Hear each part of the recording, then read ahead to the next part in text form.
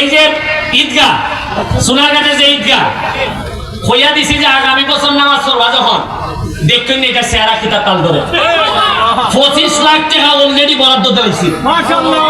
আমার মা কইছেন এটা আমার মার দাবি কইছেন দেখো আমি আমার বাপের বাড়ি সোনারঘাট আমি তোর বাপের জীবন হারাই দিলাম আমরা পরিচয় দিবার মতো একটা ঈদগাহ আমরা নাই এটা দেখলে মনে হয় যে বোঝা যায় যেমন আইনদার এটা যেমন একবার অন্ধকার হয়ে গেছে। আমি এমন ভাবে আলোকিত করবো দেখবা 25 লাখ দিছি আরো যদি লাগে 25-50 টেকার কোনো অভাব হই নাই।